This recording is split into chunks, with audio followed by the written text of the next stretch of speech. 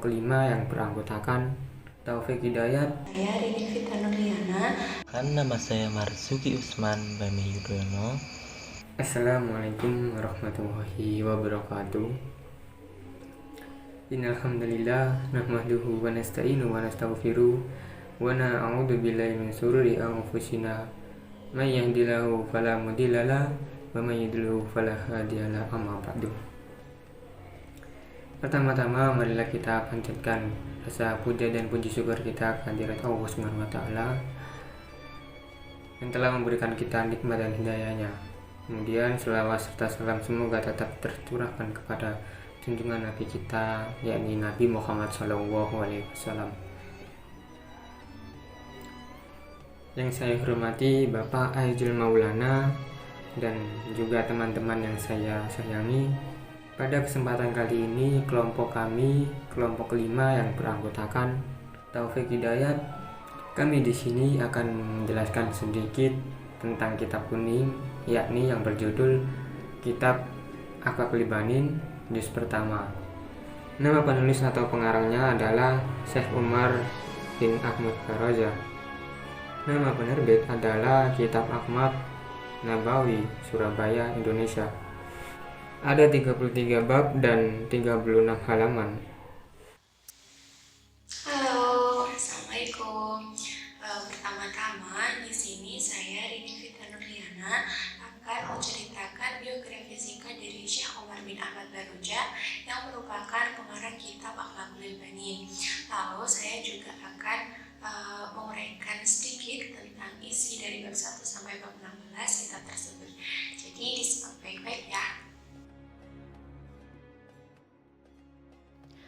Syekh Umar bin Ahmad Baroja lahir di kampung Ampel Makfur pada tanggal 10 Jumadil Akhir 1331 Hijriah atau 17 Mei 1913 Masehi.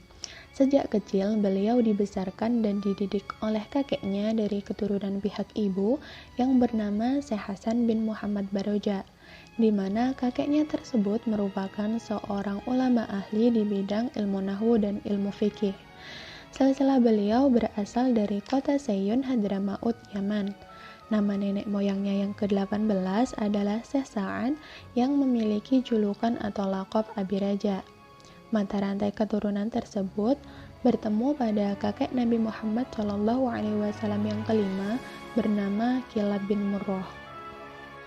Beliau merupakan salah seorang alumnus berhasil dari sekolah berasaskan Ahlus Sunnah wal Jamaah bernama Madrasah Al-Khairiyah di Kampung Ampel, Surabaya. Sekolah tersebut didirikan dan dibina oleh Al-Habib Al-Imam Muhammad bin Ahmad Al-Muhdar pada tahun 1895. Kepandaian Syekh Umar bin Ahmad Baroja dalam bidang karya tulis dikarenakan beliau menguasai bahasa Arab dan sastranya, ilmu tafsir, hadis, fikih, tasawuf, ilmu sirah, dan ilmu tarikh. Sudah sekitar 11 judul buku yang beliau tulis, salah satunya Akhlaqul Banin, yang dimana sejak tahun 1950 buku-buku tersebut digunakan sebagai buku kurikulum di hampir seluruh pondok pesantren di Indonesia. Pada kitab Akhlaqul Banin juz 1 ini terdapat 33 bab yang garis besarnya membahas tentang adab seorang anak. Untuk bab awal hingga bab pertengahan, yakni antara bab 1 sampai 16, menjelaskan tentang adab-adab apa saja yang harus dilakukan dan yang tidak boleh dilakukan sebagai seorang anak yang berbakti kepada ibu bapaknya. Selain itu, juga dijelaskan mengenai bagaimana adab yang baik ketika seorang anak berada di dalam rumah. Jadi, bab-bab tersebut mempunyai lingkup yang lebih sempit, di mana hanya spesifik pada hubungan antara anak dengan kedua orang tuanya. Sebagai contoh, pada bab 11-16 menjelaskan tentang kasih sayang seorang bapak dan seorang ibu kepada anaknya, disertai dengan bagaimana etika baik yang harus dilakukan sang anak untuk membalas atau menghargai kasih sayang tersebut. Saya akan melanjutkan dari pembahasan teman saya tentang kitab Akhlaqul Banin ini. Dari kitab ini, kelompok kami menjelaskan juz pertama. Dari juz pertama ini terdiri dari 33 bab, yaitu bab pertama sampai dengan bab terakhir. Dan di sini saya akan menjelaskan tentang bab 17 sampai tentang bab 33. Nah, pada bab 17 sampai bab terakhir ini lebih menjelaskan tentang bagaimana adab seorang anak untuk menyayangi kepada orang tua, kepada guru, kerabat, ataupun saudara, tetangga.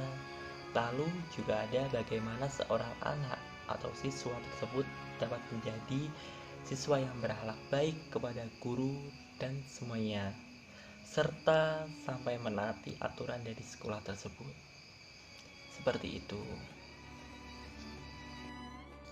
Sebagai contohnya, pada bab 30 membahas tentang akhlak pelajar kepada guru.